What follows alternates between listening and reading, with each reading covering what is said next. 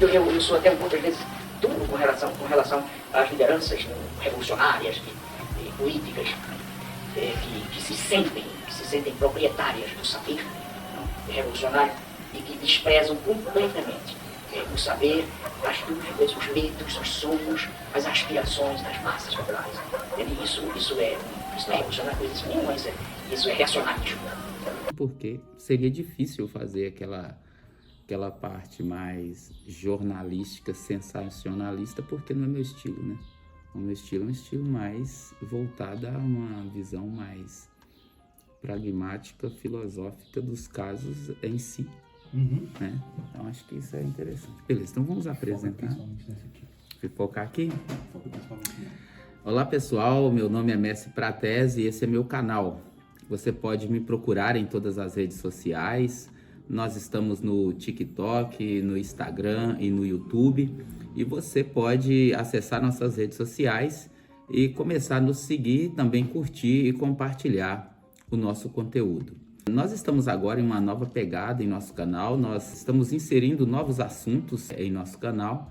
E desta feita a gente vai trabalhar também com notícias. Fazer uma análise das notícias através de um pensamento e de uma pegada um pouco filosófica. Eu acho que isso é importante para a gente compreender algumas nuances de acontecimentos na vida das pessoas em geral, do ser humano em geral. O nosso canal oferece conhecimento, notícia e entretenimento de qualidade, levando em consideração aquela pegada de passar conhecimento a outras pessoas. Nós também temos a nossa plataforma de cursinhos no Hotmart, onde a gente produz material de cursinhos. A gente já produziu material sobre oratória e estamos agora também à beira da entrega aí de mais um cursinho, que é o curso de Direito do Trabalho Facilitado, onde a pessoa pode ter acesso a um material de fácil entendimento e daí por diante ele passar a saber melhor quais são seus direitos enquanto trabalhador.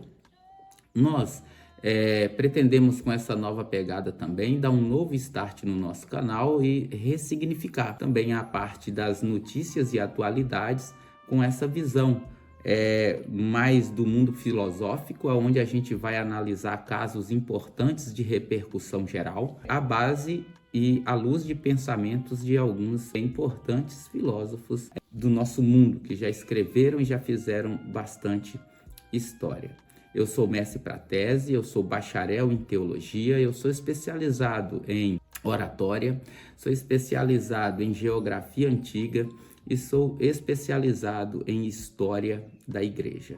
Sou bacharelando em direito pela Faculdade Anhanguera, onde produzo vários tipos de materiais diversos e diferentes, artigos sobre o direito, e tenho vários outros artigos teológicos escritos. Eu espero que você, aqui no nosso canal, venha encontrar entretenimento, notícia com qualidade, à luz de importantes autores, que é o que nós pretendemos fazer aqui, demonstrando tais comportamentos de pessoas e, por que não dizer, trazendo para você a notícia de qualidade, uma notícia bem fundamentada em importantes autores da atualidade e do passado. Eu peço a você que curta, compartilhe e comente os nossos vídeos para que nós possamos construir juntos aqui uma história bacana, fantástica e de troca de conhecimento. Espero que até aqui você tenha compreendido, tenha se envolvido com esta nova pegada do nosso canal. O que nós pretendemos aqui é entregar a você conhecimento de qualidade, notícia de qualidade e cursinhos de qualidade. Hoje nós iremos falar sobre o caso Deolânia. É um caso assim explosivo nas redes sociais, devido à sua, podemos dizer assim, relevância como influencer e como ela se coloca dentro desse mundo das redes sociais. E a gente hoje vai fazer uma pegada desse caso Deolânia, levando em consideração a filosofia kantiana, chamada de moral prática. Então, Immanuel Kant, ele constrói um pensamento sobre moral prática que ele vai chamar de imperativo categórico. O que é isso, Messi? O que é e imperativo categórico. Imperativo categórico são normas morais universais que são construídas através e determinadas, por que não dizer, através de tradições, costumes, e essas pegadas de Immanuel Kant, ou essas inserções de Immanuel Kant sobre a questão moral, os seus resultados, elas vão dar vida a muitos autores e que vão escrever também sobre isso. Immanuel Kant, ele vai falar, portanto, de um respeito à dignidade e à autonomia dos indivíduos, onde o comportamento desses indivíduos vão determinar, em algum momento ou não, aquilo que eles são a respeito do fato cometido. Portanto, no caso de Eulâlia, a gente tem uma aplicação ou a aplicabilidade do imperativo categórico está relacionada à ação, está relacionada àquilo, por exemplo, que ela fez. O importante é a gente pontuar que vamos pegar que a ação de Eulâlia fosse a ação de todas as pessoas. Vamos estudar e vamos pensar por esse lado. Se a ação dela fosse a ação de todos os indivíduos, quais seriam os desdobramentos dessa ação? Aliás, vamos pensar um pouco mais adiante. Se a ação dela fosse uma lei universal, qual que seriam os desdobramentos dessa conduta e como essa conduta afetaria outras pessoas? A partir desse pensamento, a gente vai então compreender os indivíduos como agentes racionais autônomos. Ou seja, cada indivíduo é um agente racional autônomo. Essa autonomia de agente racional vai dar a ele comportamentos que diz respeito à sua própria natureza. Ou seja, esses indivíduos racionais autônomos, eles são capazes de legislar sobre a sua própria vida.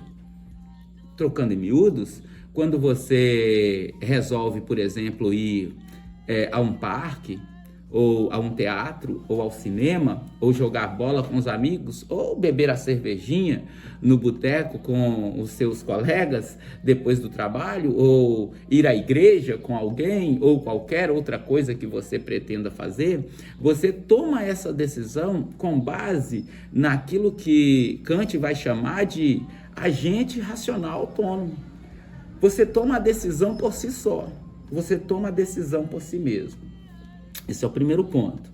Então, a ação de Eulâlia é uma ação de acordo com a visão kantiana, aonde a pessoa por si só e por si mesmo, por ser um agente racional autônomo, tomou a decisão.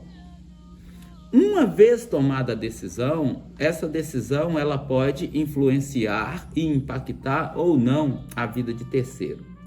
A partir daqui, a gente começa então a compreender dentro dessa moral prática kantiana, como deve ser guiada as ideias e qual é a busca de benefício. Olha bem, presta bem atenção, a câmera já está instalada na minha cara, não é à toa. Presta bem atenção. Quais são os benefícios que a pessoa pode tirar dessa ação? Porque veja bem, a gente pode pensar assim, mas ela foi presa, ou a gente pode pensar assim, mas tem acusações, ou a gente pode pensar assim, ela fez isso ou fez aquilo. Mas uma coisa a gente não para pensar, quais são os benefícios ou malefícios que essa ação pode trazer para a vida dela? Ora, os benefícios a gente já conhece. Ela quase que dobrou o número de seguidores nas redes sociais. Ou seja, há algum benefício naquilo que a gente considera malefício, pessoal. Isso é interessante demais, porque nem tudo aquilo que as pessoas consideram ruim, os terceiros consideram ruim para a vida de uma pessoa, pode de fato ser sentido como algo ruim para aquele que cometeu a ação. No caso da Eulâlia, a uma busca de benefício próprio em relação a terceiros. Puxa vida, não estou compreendendo nada, Messi. Olha, veja bem, se todo fato, se todo acontecido levou ela não só a quase dobrar o número de seguidores, mas em consequência desse aumento vertiginoso de seguidores, ela também dobra a limites máximos das suas rendas, então não tem só malefício.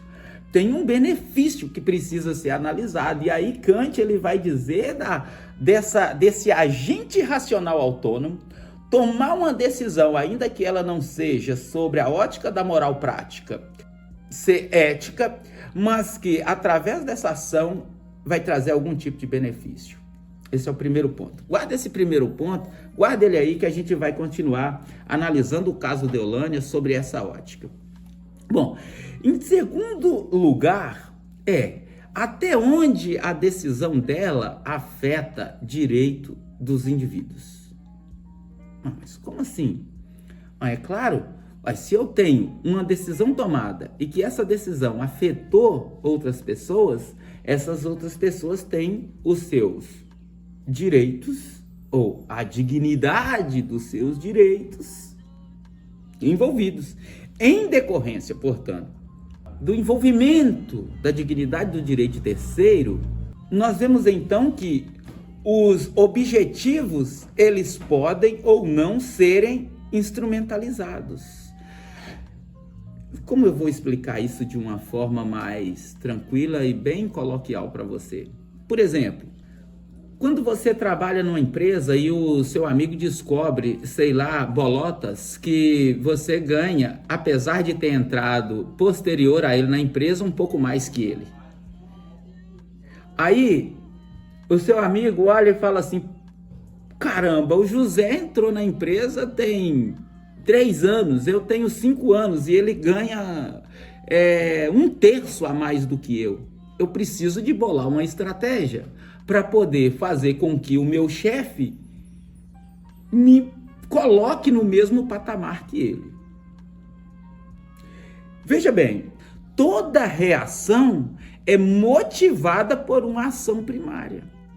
Portanto, nós temos uma ação primária e temos uma ação secundária ligada à ação primária, cujo qual essa ação secundária ligada à ação primária é chamada de reação. A reação, ela é o caso, podemos dizer assim, de meio da motivação.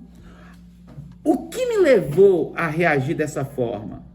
Qual foi o start da motivação que me levou a reagir de forma que eu enxergasse esse salário desse amigo meu mais alto que o meu, embora tenha entrado depois de mim na empresa? E o que me motivou a fazer isso? Acontece que quando a gente analisa as ações, e aqui a gente analisa essas ações debaixo da perspectiva do caso Deolânia, a gente vai ver que a conduta é que precisa de ser analisada. Precisa de ser analisada sobre qual prisma? Sobre qual ótica? O dever de cumprir aquilo que é moral. E Kant ele aprofunda esse pensamento e ele vai chegar a extremos de dizer que a moral precisa de ser analisada fora da divindade. Mas o que ele quer dizer com isso? Ele quer dizer o seguinte, olha, que existe uma ferramenta moral dentro do ser humano que, independente da crença dele em divindade ou não, ele pode se determinar como ser moral. Muito bem. Se eu tenho uma autonomia da vontade, segundo a moral prática de Kant, e aqui esse princípio é fundamental, ele diz que a pessoa deve agir moralmente. No caso Deolânia, nós vamos perceber que quando é considerada a ação moral dela vai determinar a vontade. A pergunta que a gente vai fazer, que não vai ser respondida, é: será que o que ela fez ou o que ela falou não foi apenas um meio para crescimento pessoal e para mais exposição da sua pessoa? Você já parou para pensar sobre isso? Aí você fala assim, Messi, mas ela foi presa. Mas ela fez isso, fez aquilo, não importa. Ao analisar a conduta primária dela determina a sua vontade autônoma?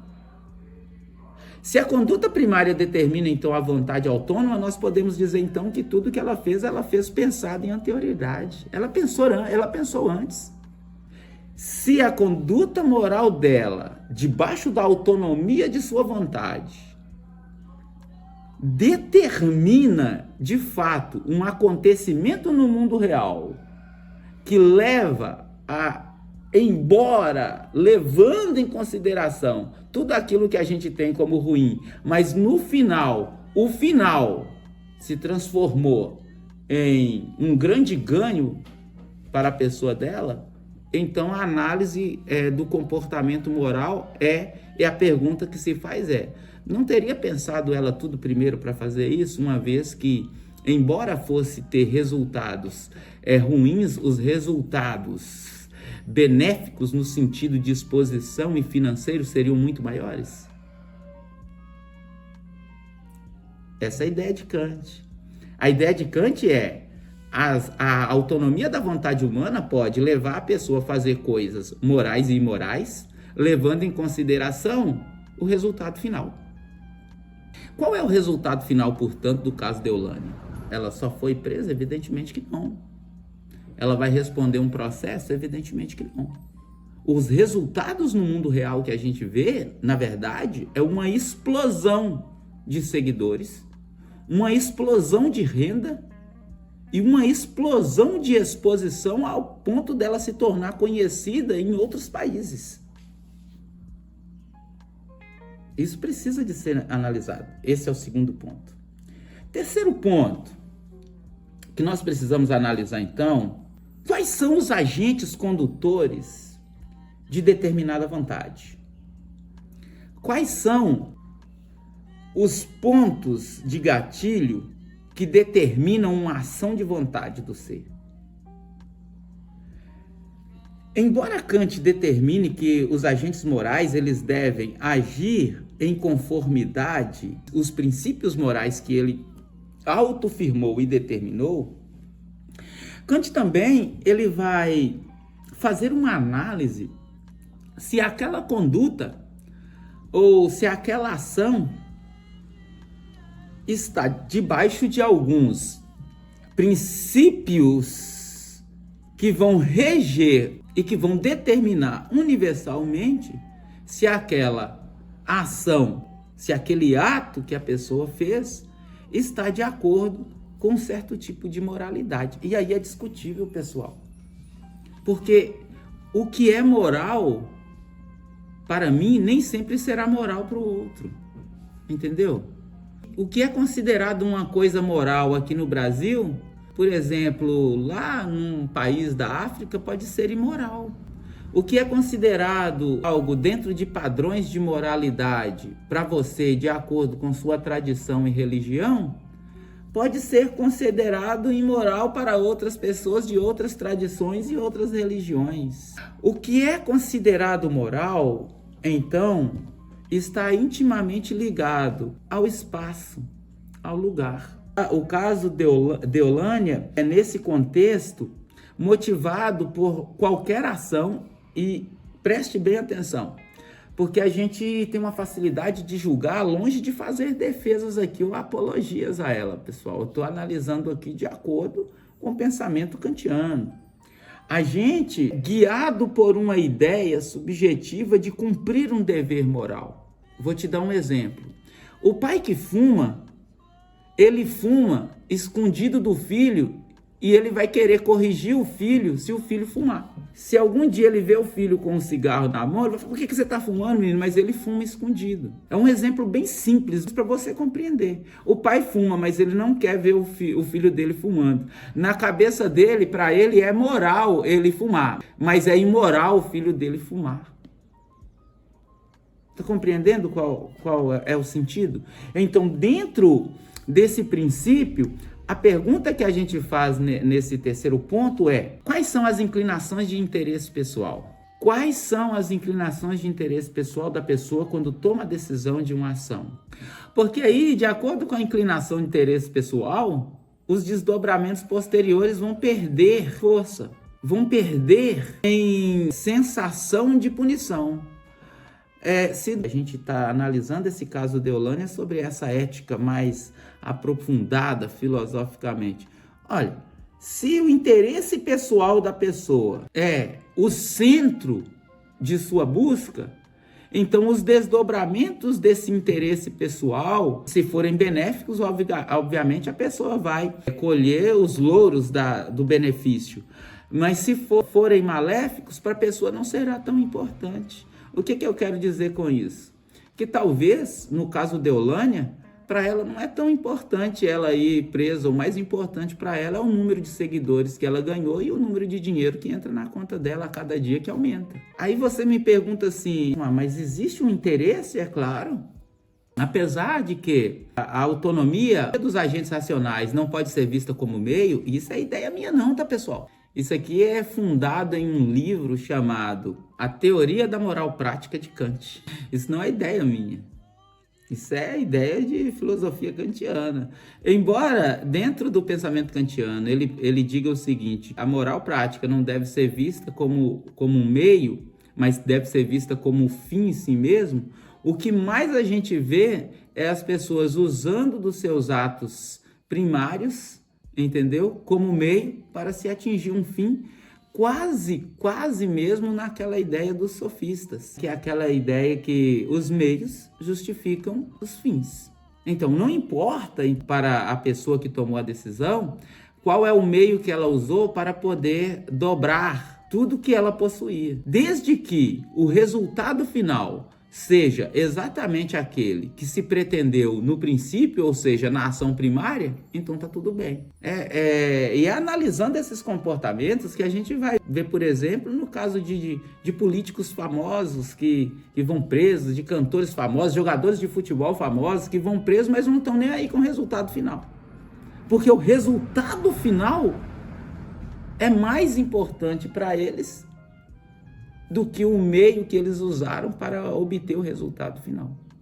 Então, a gente termina de dissertar sobre esse caso Deolânia, nesses 3 pontos aqui colocados, e a gente pode terminar com uma pergunta de reflexão. Uma pergunta que a nossa mente pode ou não respondê-la de acordo com o nosso pensamento. Teria a Deolânia pensado tudo antes para que o resultado final obtido fosse justamente esse que se obteve? Eu sou o Mestre Pratese, esse é meu canal. Me siga nas redes sociais, no TikTok, Instagram, YouTube. Eu espero que você encontre a resposta.